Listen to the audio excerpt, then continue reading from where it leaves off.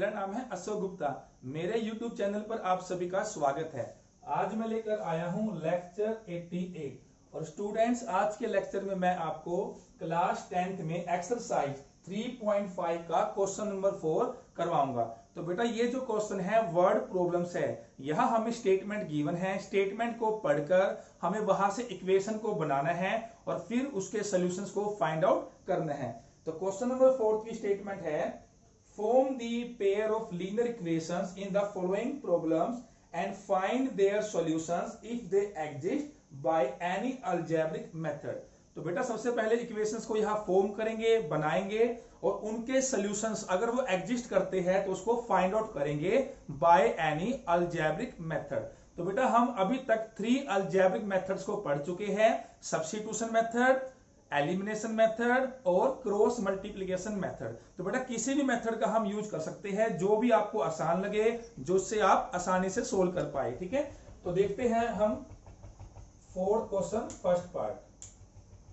तो बेटा यहाँ फर्स्ट पार्ट है a part of monthly hostel charges is fix and the remaining depends on the number of days one has taken food in the mess. कि बेटा जो hostel का monthly charges है, ठीक है, उसका एक पार्ट तो फिक्स है, यानी उतनी अमाउंट तो देनी ही देनी है, और दूसरा बेटा डिपेंड करेगा इस बात पर कि किस स्टूडेंट ने कितने दिन हॉस्टल में जो मेस होती है वहां खाना खाया है। When a student A takes food for 20 days, she has to pay ₹1000 as hostel charges। कि बेटा एक स्टूडेंट ए उसने 20 डेज खाना खाया, 20 दिन खाना खाया, तो उसने 1000 रुपीज पे किए। Whereas a student B who takes food for 26 days pay ₹1180 as hostel charges. और एक दूसरा स्टूडेंट है बी, उसने 26 डेज खाना खाया तो उसने पे किए 1180 rupees. Find the fix charges and the cost of food per day. तो बेटा हमें यह बताना है जो वो हॉस्टल चार्जेस थे उसमें दो तरह के चार्ज है, एक तो फिक्स चार्ज और एक जो चार्ज है वो क्या है पर डे के हिसाब से, वो दोनों कितने कितने हैं। तो सबसे पहले बेटा हम इन्हें लेट करेंगे। तो सबसे पहले हम लेट करेंगे लेट दी फिक्स चार्ज।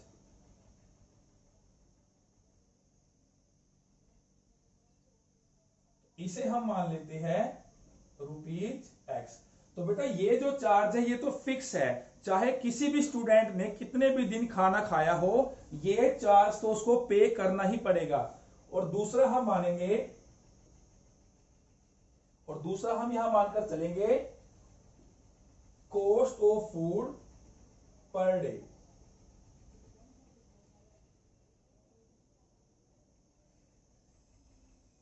इसे हम मान लेते हैं ₹Y। ठीक है स्टूडेंट्स, तो ये फिक्स है और ये जो ₹Y है ये पर डे के हिसाब से आपकी कॉस्ट है। अब देखते हैं फर्स्ट कंडीशन।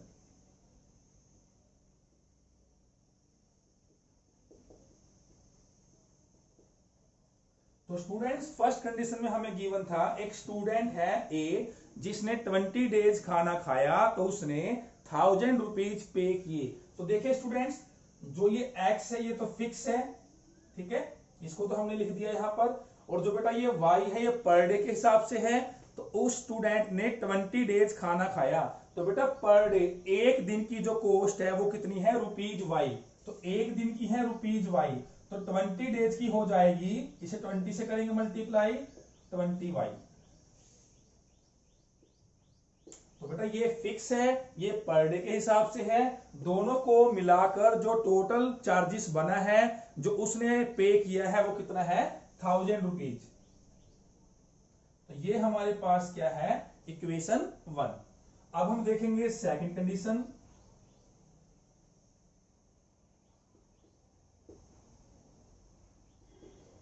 सेकंड कंडीशन में हमें गिवन था कि दूसरा स्टूडेंट है बी, उसने 26 डेज खाना खाया तो उसने पे किए 1180।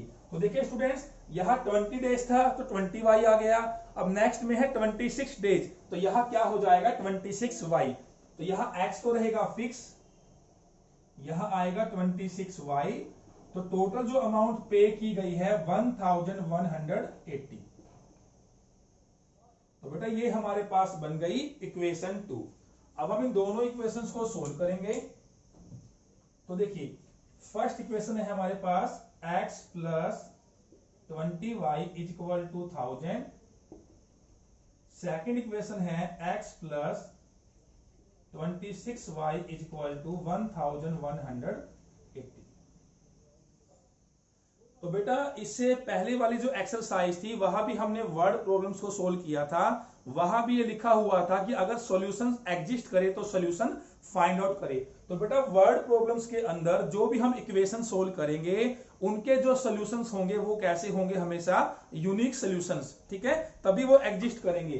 तो बेटा आप यहां चेक कर सकते हो, यूनिक सॉल्यूशंस के लिए हमेशा ये कंडीशन आपकी सेटिस्फाई होनी चाहिए।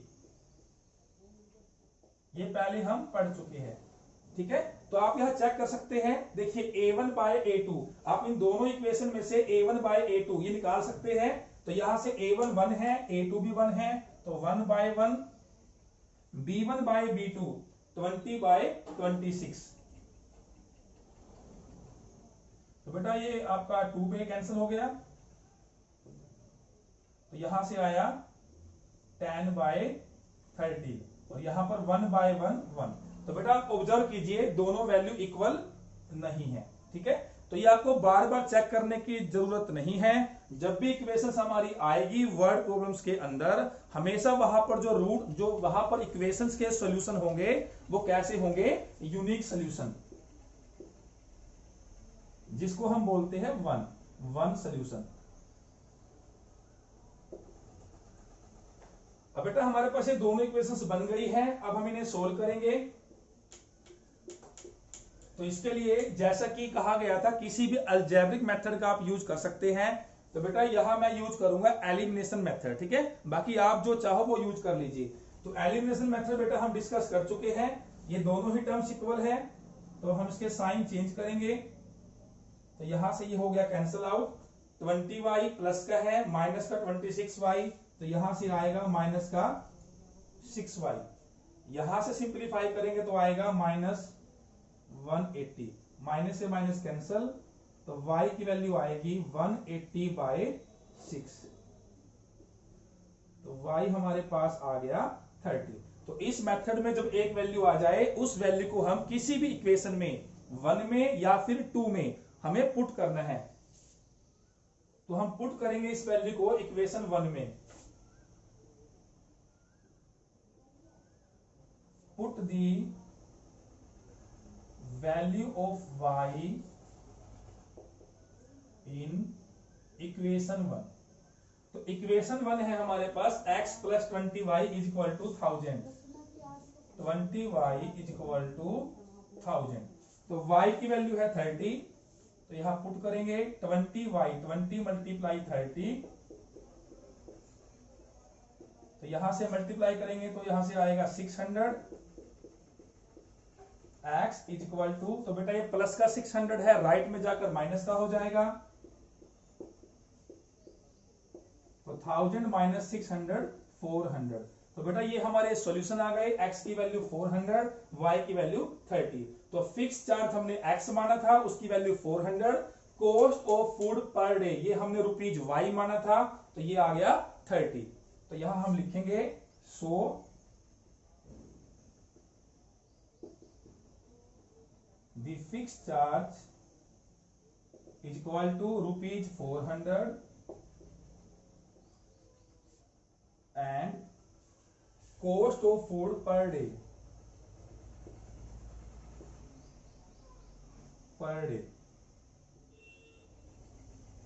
तो ये हमारे पास आया रुपीज 30। तो ये हमारे पास आंसर आ गया। अब देखेंगे इसका second part.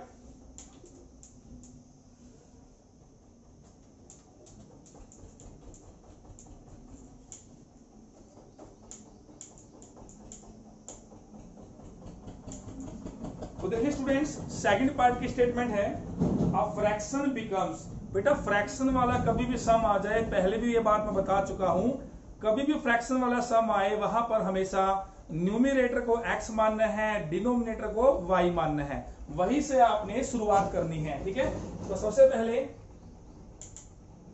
Late the numerator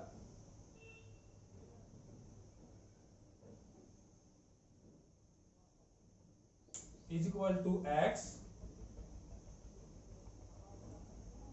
and the denominator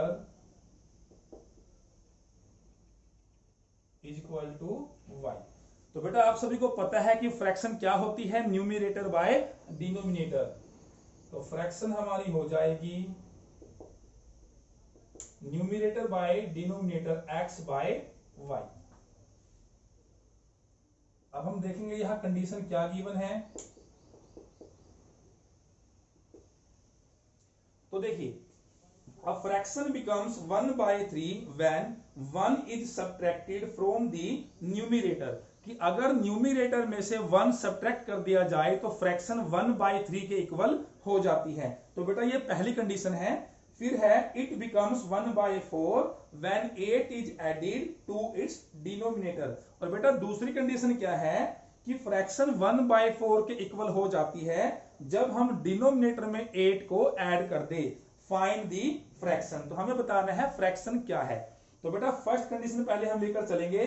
तो फर्स्ट कंडीशन में क्या है, देखिए ये हमारी क्या है, फ्रैक्शन x बाय y, कि अगर न्यूमिरेटर में से 1 माइनस कर दे तो बेटा हमारा जो न्यूमिरेटर है वो x है, इसमें से हम करेंगे 1 माइनस। ठीक है, डिनोमिनेटर के बारे में कुछ नहीं कहा गया, तो सिर्फ हमने न्यूमिरेटर में से 1 माइनस करना है, डिनोमिनेटर को सेम रखना है। तो फ्रैक्शन की जो वैल्यू है वो 1/3 हो जाती है। तो ये तो है हमारी फर्स्ट कंडीशन। अब यहां से करेंगे क्रॉस मल्टीप्लाई, तो यहां से आएगा 3x, 3 को 1 से किया 3, y को 1 से किया y, 3x, y को लेफ्ट में लेकर आएंगे माइनस का हो जाएगा, -3 को राइट में लेकर जाएंगे प्लस का 3 हो जाएगा। तो ये हमारे पास आई इक्वेशन 1। अब हम देखेंगे सेकंड कंडीशन।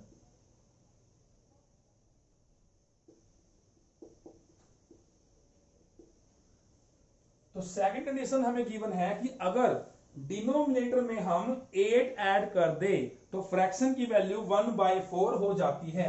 तो बेटा देखिए ये हमारी फ्रैक्शन है, अगर डिनोमिनेटर में 8 ऐड कर दे तो हमने इसमें 8 ऐड किया, न्यूमिरेटर के बारे में कुछ नहीं कहा गया तो न्यूमिरेटर सेम रहेगा, तो इसकी जो वैल्यू है वो 1/4 हो जाती है। ठीक है, अब करेंगे यहां से क्रॉस मल्टीप्लाई, तो यहां से आएगा 4x, इसको 1 से करेंगे तो y प्लस 8, 4x, y को लेफ्ट में लेकर आएंगे इज इक्वल टू 8, इक्वेशन 2। तो बेटा यहां हमारे दोनों इक्वेशंस बन गई है। ठीक है, अब हम दोनों इक्वेशंस को सोल्व करेंगे। तो मैं दोनों इक्वेशंस को अलग से राइट कर लेता हूं। तो फर्स्ट इक्वेशन है 3x minus y is equal to 3, second equation है 4x minus y is equal to 8।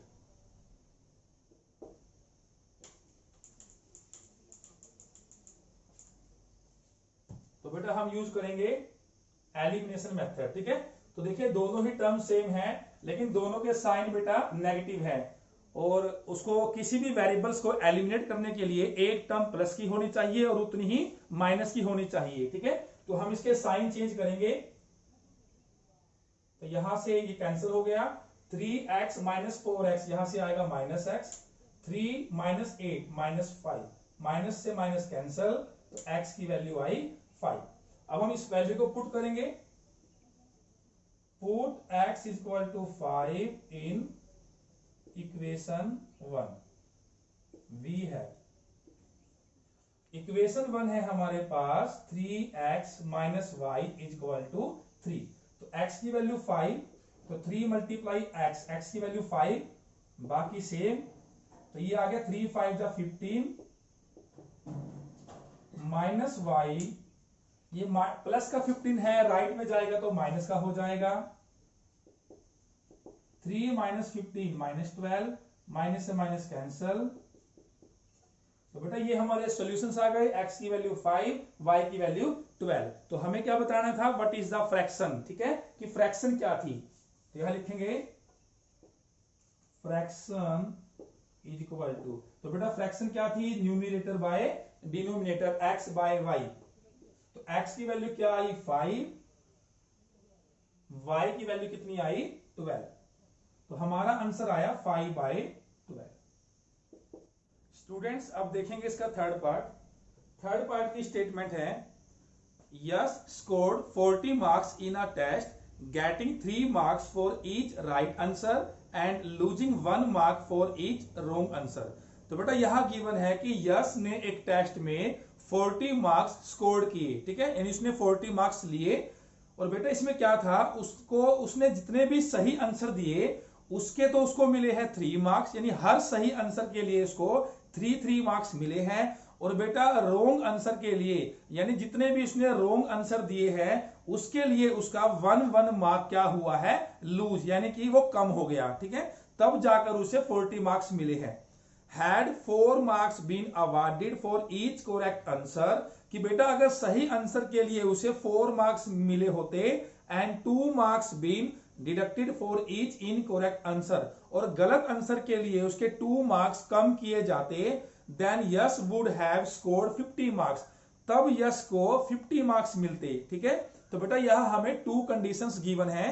How many questions were there in the test, तो हमें यहां बताने हैं कि टेस्ट में टोटल कितने क्वेश्चंस थे। तो बेटा देखिए टेस्ट में जितने भी क्वेश्चंस थे, कुछ क्वेश्चंस ऐसे थे जिसका आंसर यस ने सही दिया और कुछ क्वेश्चंस ऐसे थे जिसका आंसर यस ने गलत दिया। तो पहले हम लेट करेंगे, ठीक है। तो लेट करते हैं, let the number of right answers,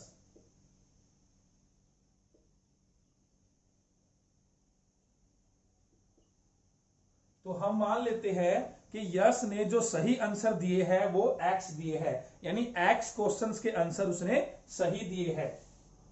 and the number of wrong answers,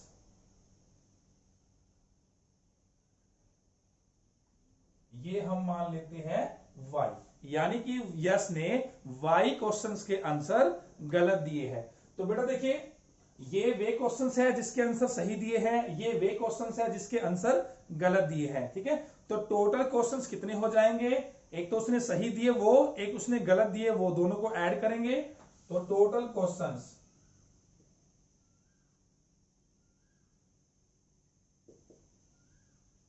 तो ये हमारे पास हो जाएंगे x प्लस वाई। तो बेटा यही हमें इस क्वेश्चन में बताना है कि उस टेस्ट में टोटल कितने क्वेश्चंस थे, यानी x प्लस वाई, इसकी वैल्यू हमें फाइंड आउट करनी है, ठीक है। अब बनाएंगे हम इक्वेशंस। तो पहले हम देखते हैं फर्स्ट कंडीशन।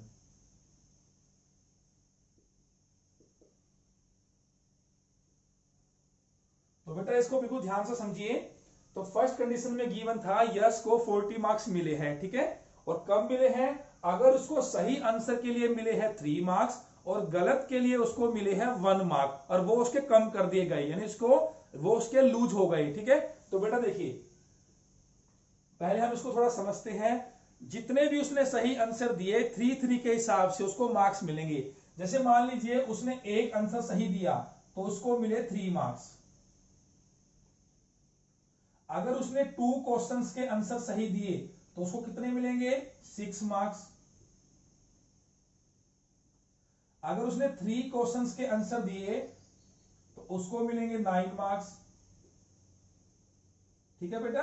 अगर 4 के वो सही देगा तो उसको मिलेंगे 12 मार्क्स। तो इस तरीके से उसको मार्क्स मिल रहे हैं। तो बेटा यहां हमने एक्स क्या माना है, ऐसे क्वेश्चंस माने हैं उनके जो उनके नंबर है, नंबर ऑफ राइट आंसर्स हमने एक्स माना है। तो यानी कि अगर वो एक्स क्वेश्चंस के आंसर सही देगा तो उसको कितने मार्क्स मिलेंगे, 3 मल्टीप्लाई एक्स, तो उसको मिलेंगे 3x मार्क्स। तो बेटा ये तो वो मार्क्स है जो उसको सही आंसर के लिए मिले हैं, तो यहां लिखेंगे 3x। अब इसमें से बेटा वो नंबर कम हो जाएंगे जो उसको रॉन्ग आंसर्स के लिए मिले हैं। तो वो हमें गिवन है, यहां गिवन है कि हर रॉन्ग आंसर के लिए उसका 1 मार्क्स कम हो गया, ठीक है। यानी अगर उसने एक क्वेश्चन का आंसर गलत दिया तो उसका 1 मार्क कम हो गया। अगर उसने 2 क्वेश्चंस के आंसर गलत दिए तो उसके 2 मार्क्स कम हो गए। ठीक है, अगर वो 3 मार्क्स के क्वेश्चंस आंसर गलत देगा तो उसके 3 मार्क्स कम हो जाएंगे। तो बेटा यह हमने y किसको माना है, ऐसे क्वेश्चंस को जिसके आंसर उसने गलत दिए हैं। तो y के लिए क्या हो जाएगा, 1 मल्टीप्लाई y, तो ये हो गया y मार्क्स। यानी बेटा ये वो मार्क्स है जो उसके कम हो गए, उसने वो लूज कर दिए। ठीक है, तो बेटा हम क्या करेंगे, इसमें से y को माइनस करेंगे, क्योंकि ये वो मार्क्स है जो उसको मिले हैं, और बेटा ये वो मार्क्स है जो उसके चले गए, उसके कम हो गए, इसलिए हमने क्या किया यहां पर माइनस। तो बेटा इसकी जो वैल्यू है, यानी ये जो स्कोर है वो हमें गिवन है 40, तो यहां लिखेंगे 40 मार्क्स। तो ये है हमारी इक्वेशन 1। अब हम देखेंगे सेकंड कंडीशन।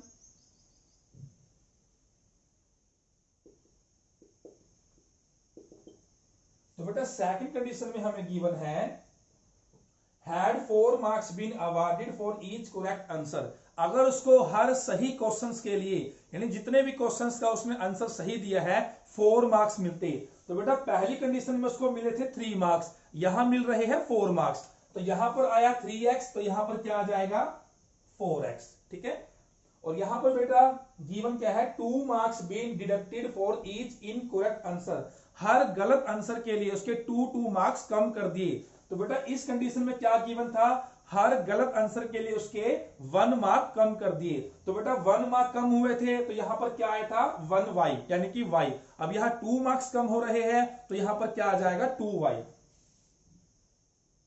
जैसे हमने यहां माइनस का साइन लगाया, यहां माइनस आ जाएगा, तो 4x उसको मिले और 2y उसके चले गए। ठीक है, तो माइनस करने के बाद उसका जो बेटा स्कोर बना वो हमें गिवन है 50। तो बेटा ये हमारी दोनों इक्वेशंस यहां बन गई। अब हम इसे यहां सोल्व करेंगे।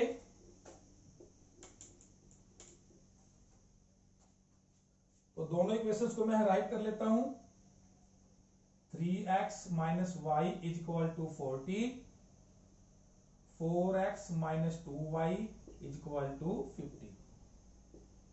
तो बेटा इसके लिए यूज करेंगे एलिमिनेशन मेथड। तो बेटा देखिए यहां पर कोई भी टर्म्स ऐसी नहीं है x वाली और y वाली जिसके कोफिशिएंट सेम हो, तो हम यहां कोफिशिएंट सेम करेंगे। तो यहां हम करेंगे 4 से मल्टीप्लाई, यहां करेंगे 3 से मल्टीप्लाई। बेटा ये सारा मेथड मैंने पिछली वीडियो में समझा रखा है। ठीक है, तो ये आपको आना चाहिए। तो यहां से हम सोल्व करेंगे, तो यहां 4 से करेंगे, 4 3 जा 12x, 4 को y से करेंगे तो यहां हो जाएगा 4y, 4 को 40 से करेंगे तो आएगा 160, यहां 3 से करेंगे तो यहां बनेगा 3 4 जा 12x, 3 2 जा 6y, 3 को 50 से करेंगे 150। अब ये दोनों सेम हो गए, लेकिन बेटा एक प्लस का होना चाहिए एक माइनस का, तो इसीलिए इसके साइन चेंज करेंगे। यहां से ये हो गया एलिमिनेट, तो यहां से 6y minus 4y 2y, 160 minus 150 10, तो y की वैल्यू आई 10/2। अब हम इस वैल्यू को पुट करेंगे, put y is equal to 5 in equation 1 we have. तो इक्वेशन 1 है हमारे पास 3x minus y is equal to 40। तो बेटा यहां से हमारे पास जो y की वैल्यू है 5 है, 3x, इस -5 को राइट में लेकर जाएंगे प्लस का हो जाएगा, तो 40 प्लस 5 45, तो x की वैल्यू आएगी 45/3। तो यहां से x की वैल्यू आई 50। ठीक है, तो बेटा x का मतलब क्या है, ऐसे क्वेश्चंस जिसके आंसर उसने सही दिए थे, यानी कि उस टेस्ट में 15 क्वेश्चंस ऐसे थे जिसके आंसर यस ने सही दिए थे, और बेटा y क्या है 5, तो 5 क्वेश्चंस ऐसे थे जिसका आंसर यस ने गलत दिया था। तो हमें बताना है टेस्ट में टोटल कितने क्वेश्चंस थे। तो बेटा टोटल क्वेश्चंस कितने होंगे, x प्लस वाई, 15 के उसने जो जवाब है सही दिए, 5 के जो जवाब है उसने गलत दिए। तो टोटल क्वेश्चंस कितने हुए? 15 + 5 20। ठीक है, तो यहां लिखेंगे total questions is equal to x + y। तो x की वैल्यू 15, y की वैल्यू 5। 15 + 5 is equal to 20। तो ये हमारा आंसर आ गया। अब देखते हैं इसका फोर्थ पार्ट। स्टेटमेंट गिवन है, places A and B are 100 kilometre apart on a highway. एक हाईवे के ऊपर प्लेसेज ए और बी है, उनके बीच की डिस्टेंस 100 किलोमीटर है। तो बेटा इसको हम डायग्राम से समझेंगे। देखिए, तो मान लीजिए हाईवे के ऊपर ये आपके 2 प्लेस हैं, ए एंड बी। तो ए से लेकर बी तक की जो डिस्टेंस है वो गिवन है 100 किलोमीटर। नेक्स्ट है, 1 car starts from A and another from B at the same time. कि एक ही टाइम पर एक कार पॉइंट ए से चलती है और एक कार पॉइंट बी से चलती है। If the cars travel in the same direction at different speeds, they meet in 5 hours। कि बेटा अगर दोनों कार्स सेम डायरेक्शन में ट्रेवल करे तो वो अलग अलग स्पीड से, ठीक है, दे मीट इन 5 hours। तो 5 घंटे के बाद वो मिल जाएंगे, मतलब एक दूसरे के बराबर हो जाएंगे। If they travel towards each other, अगर वे दोनों एक दूसरे की अपोजिट डायरेक्शन में ट्रेवल करे, दे मीट इन 1 hour। तो वो 1 घंटे के बाद मिल जाएंगे। What are the speeds of the 2 cars. तो बेटा यहां हमें बताना है दोनों कार्स की स्पीड्स क्या क्या है। तो बेटा देखिए, सबसे पहले हम लेट करेंगे कि जो कार पॉइंट ए से चली उसकी जो स्पीड है हम मान लेते हैं x किलोमीटर/आवर, और जो दूसरी कार थी जो पॉइंट बी से चली थी उसकी स्पीड हम मान लेते हैं y किलोमीटर/आवर। Let the speed of car starting from point A x km/h and the speed of car starting from point B is equal to y km/h। अब बेटा यहां हमें 2 कंडीशन गिवन है। पहली कंडीशन है कि अगर वे दोनों कार्स सेम डायरेक्शन में ट्रेवल करें। तो यहां हम लिखेंगे फर्स्ट कंडीशन।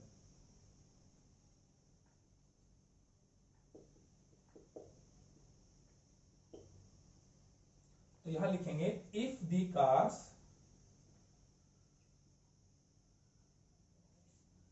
ट्रेवल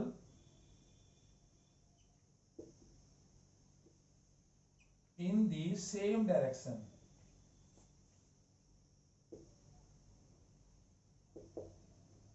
वी है। तो देखिए बेटा, एक कार ए से चलना शुरू करेगी और दूसरी कार बी से चलना शुरू करेगी, ठीक है। तो दोनों की जो डायरेक्शन है वो सेम है। तो सेम का मतलब क्या है बच्चों, अगर पहली कार इधर से उधर जा रही है तो दूसरी कार भी इधर से उधर जा रही है, यानी कि दोनों की डायरेक्शन बिल्कुल सेम है, ठीक है। ये हमें गिवन है।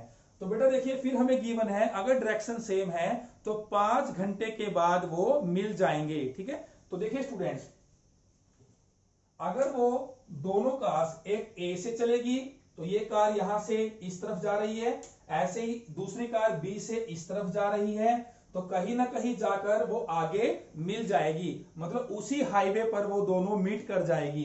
तो मान लेते हैं कि ये जो दोनों कार है आगे चलकर ये जो पॉइंट सी है इस पॉइंट पर ये मिल जाएंगे, मतलब बराबर हो जाएंगे, ठीक है। तो देखिए स्टूडेंट्स, इसमें हमें टाइम गिवन है 5 hours और दोनों की जो स्पीड्स है अलग अलग वो हमने मान ली है, ठीक है। एक की मानी है x किलोमीटर/आवर, दूसरे की हमने मानी है y किलोमीटर/आवर। तो बेटा आप सभी को पता है कि जो डिस्टेंस है वो किसके इक्वल होती है, स्पीड मल्टीप्लाई टाइम। तो बेटा देखिए, पहले जो ये कार ए से शुरू हुई थी, ठीक है, तो ये ए से लेकर कहां तक गई, सी तक, यानी इस कार ने कितनी डिस्टेंस कवर की, ए से लेकर सी तक, मतलब ए सी। तो पहले हम निकालेंगे डिस्टेंस ए सी। तो अभी मैंने बताया कि डिस्टेंस क्या होती है, स्पीड मल्टीप्लाई टाइम। तो बेटा देखिए स्पीड, तो जो कार ए से चली थी उसकी स्पीड क्या थी, x। स्पीड मल्टीप्लाई टाइम, और टाइम हमें कितना गिवन है 5, x मल्टीप्लाई 5, तो यहां आ जाएगा 5x किलोमीटर। ठीक है। अब बेटा जो दूसरी कार थी जो B से चलना शुरू हुई थी, तो वो B से शुरू हुई और कहां तक गई, C तक। तो इस कार ने कितनी डिस्टेंस कवर की, B से लेकर C तक, मतलब BC। तो यहां लिखेंगे distance BC, speed multiply time. तो बेटा जो कार B से चली थी उसकी स्पीड हमने क्या मानी है y, टाइम हमें गिवन है 5, तो ये हो गया 5y किलोमीटर। ठीक है। अब स्टूडेंट्स देखिए, A से लेकर C तक ये जो कंप्लीट लेंथ है AC, इस AC को मैं लिख सकता हूं AB plus BC।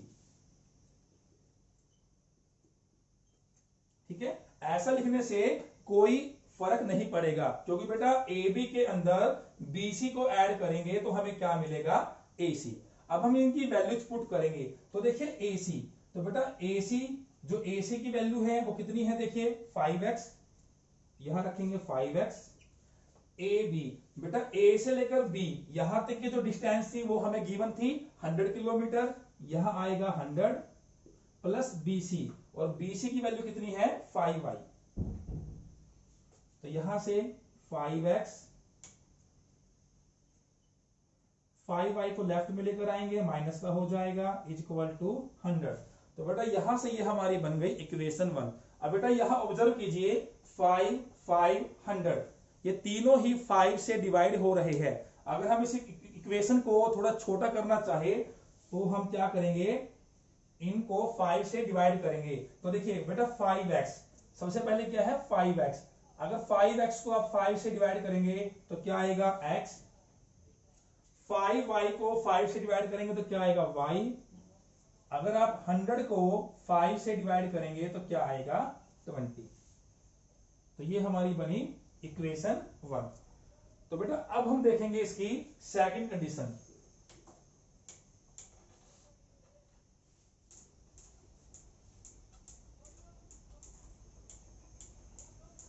Second condition क्या थी,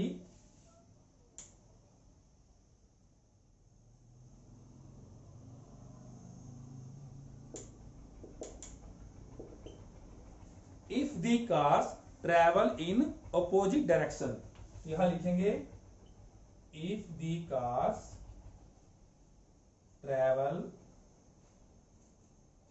इन अपोजिट डायरेक्शन।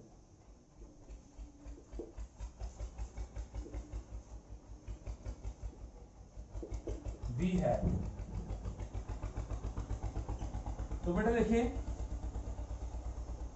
दोबारा से हम डायग्राम बनाएंगे, तो ये पॉइंट ए, ये पॉइंट बी, दोनों की डिस्टेंस क्या थी 100 किलोमीटर। तो बेटा अब की बार दोनों कार्स की जो डायरेक्शन है वो अपोजिट है, मतलब एक दूसरे के आमने सामने हैं।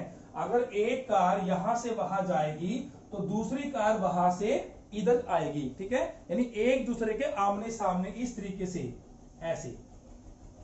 तो बेटा देखिए, तो दोनों की डायरेक्शन हम क्या लेंगे, अपोजिट। तो बेटा अगर दोनों आमने सामने होंगे तो वो कहां जाकर मिलेंगे, कहीं ना कहीं ए से लेकर बी, जो ये आपकी डिस्टेंस है, इस लाइन के ऊपर मिलेंगे, कहीं ना कहीं इन दोनों पॉइंट्स के बीच में मिलेंगे। हम मान लेते हैं ये पॉइंट क्या है, सी है। ठीक है, तो देखिए जो कार ए से चली तो उसने कहां तक की डिस्टेंस कवर की, ए से लेकर सी तक। जो कार बी से चली उसने डिस्टेंस कितनी कवर की, बी से लेकर सी तक। तो पहले हम लिखेंगे डिस्टेंस ए सी,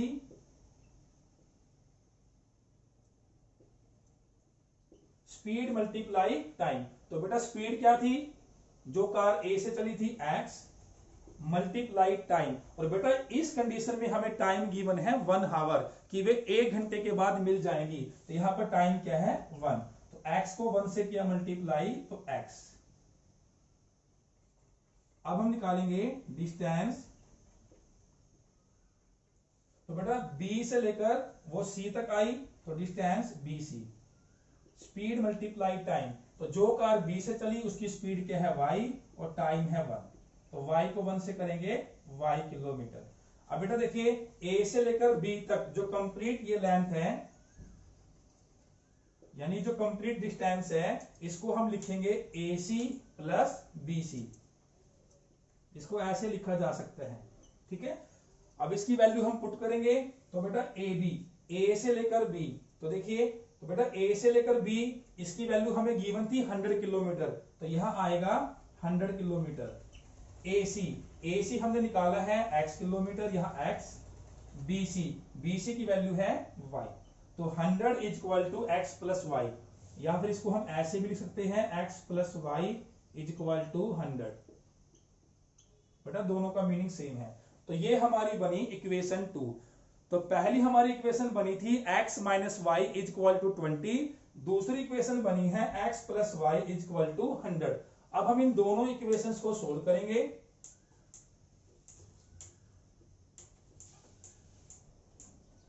तो फर्स्ट इक्वेशन थी x minus y is equal to 20, second है x plus y is equal to 100।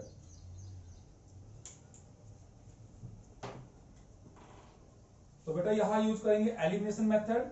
तो देखिए स्टूडेंट्स, ये वाले जो टर्म्स हैं बिल्कुल इक्वल है, और ये माइनस है ये प्लस है, तो डायरेक्ट हम इसको एलिमिनेट कर सकते हैं, ठीक है।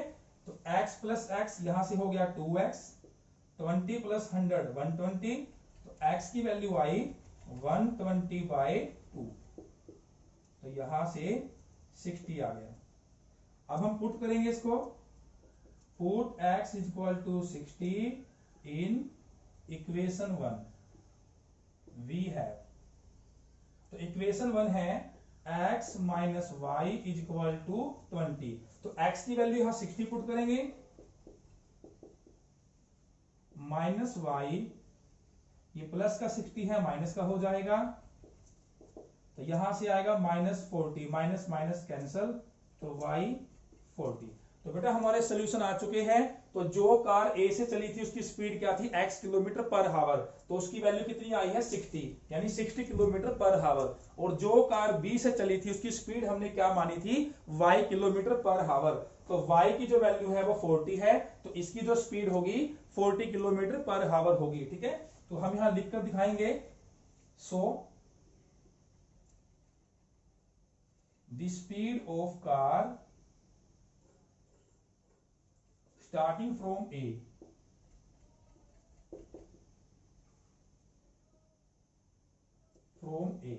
is equal to 60 किलोमीटर पर हावर, and the speeds of car starting from point B, तो वो हमारी वैल्यू आई 40, तो आंसर आया 40 किलोमीटर पर हावर। तो ये इन दोनों कार्स की स्पीड्स आ गई। अब देखेंगे इसका फिफ्थ पार्ट। तो फिफ्थ पार्ट की स्टेटमेंट है, the area of a rectangle gets reduced by 9 square units if its length is reduced by 5 units and breadth is increase by 3 units. तो बेटा यहां गिवन है कि रेक्टेंगल का एरिया 9 स्क्वायर यूनिट्स रिड्यूस हो जाता है, कब, जब हम इसकी लेंथ को 5 यूनिट्स रिड्यूस कर दे, कम कर दे, और ब्रेथ को 3 यूनिट्स इंक्रीज कर दे, मतलब बढ़ा दे, ठीक है। और फिर हमें गिवन है, if we increase the length by 3 units and the breadth by 2 units, अगर लेंथ को 3 यूनिट्स इंक्रीज कर दे और ब्रेथ को 2 यूनिट्स इंक्रीज कर दे, the area increases by 67 square units, तो इसका एरिया 67 स्क्वायर यूनिट्स इंक्रीज हो जाता है। Find the dimensions of the rectangle. तो बेटा यहां हमें फाइंड आउट करनी है रेक्टेंगल की डायमेंशंस। तो बेटा रेक्टेंगल की जो डायमेंशंस होती है वो क्या होती है, लेंथ और ब्रेथ। तो सबसे पहले हम लेट करेंगे, let the length of rectangle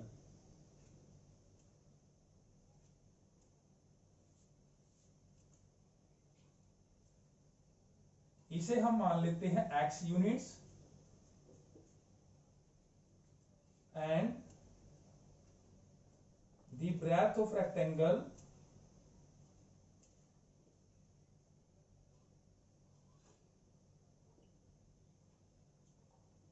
इसे हम मान लेते हैं y यूनिट्स। तो बेटा देखिए, लेंथ हमने x मानी है, ब्रेथ हमने y मानी है, ठीक है। तो एरिया क्या हो जाएगा, तो एरिया ऑफ रेक्टेंगल वो आप सभी को पता है। तो एरिया क्या होता है, length multiply breath, x multiply y, तो ये हो जाएगा xy स्क्वायर यूनिट्स। अब देखते हैं इसकी फर्स्ट कंडीशन।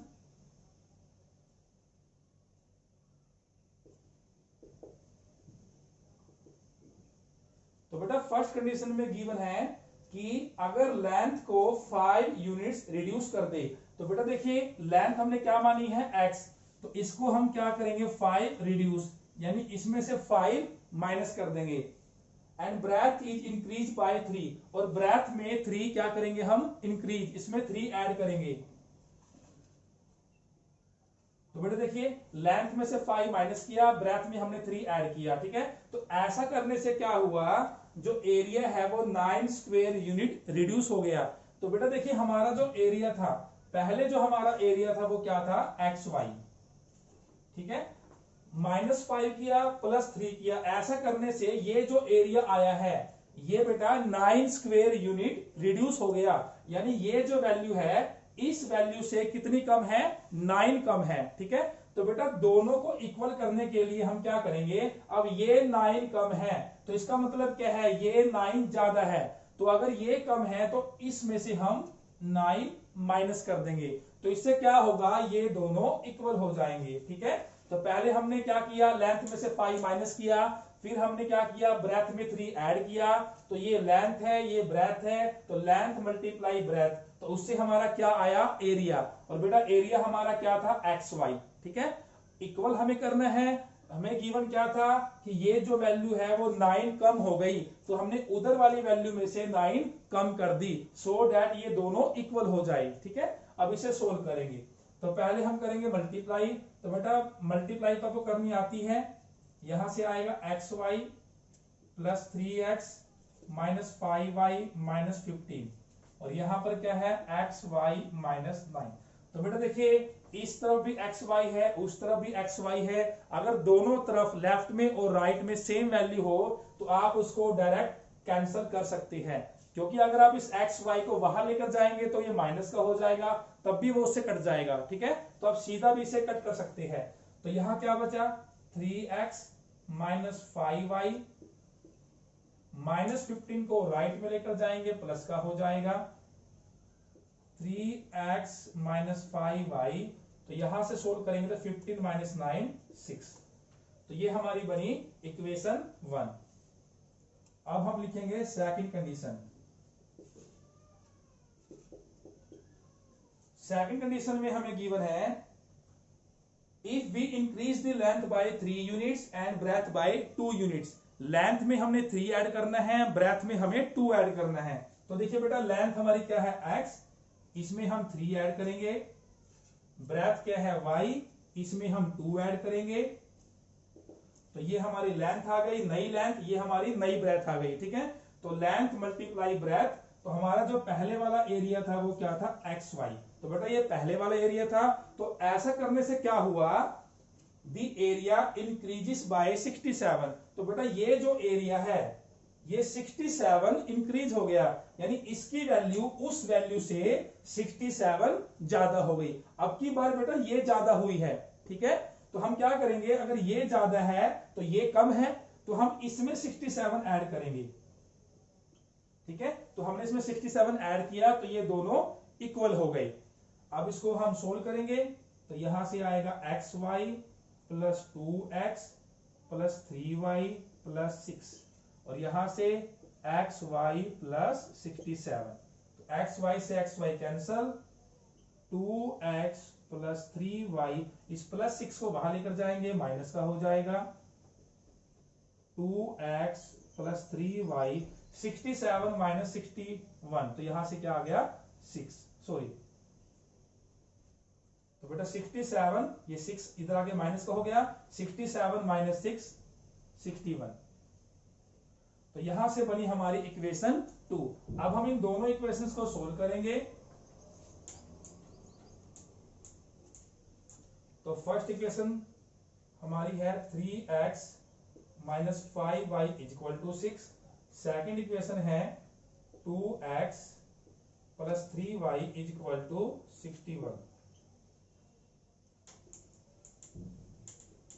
तो यहां हम यूज करेंगे एलिमिनेशन मेथड। तो इसको करेंगे 2 से मल्टीप्लाई, इसे करेंगे 3 से मल्टीप्लाई। तो यहां से आएगा 6x minus 10y is equal to 12।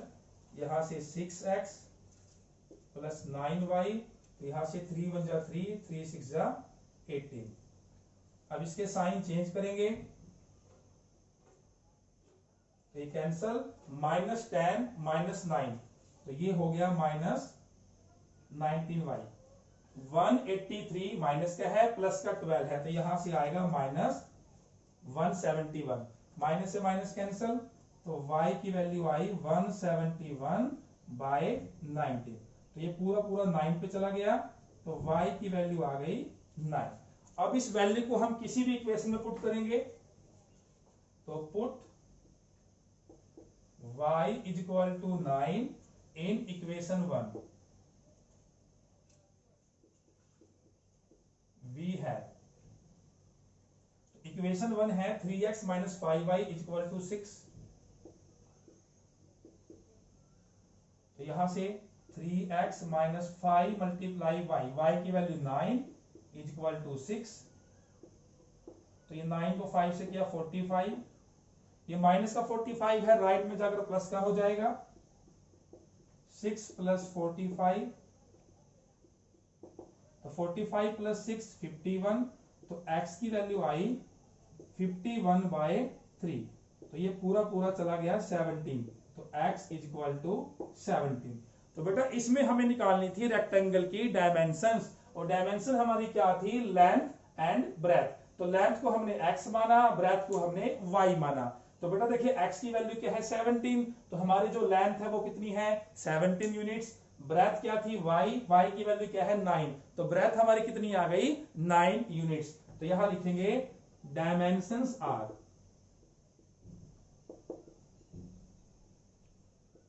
17 units and 9 units. तो ये हमारा आंसर आ गया।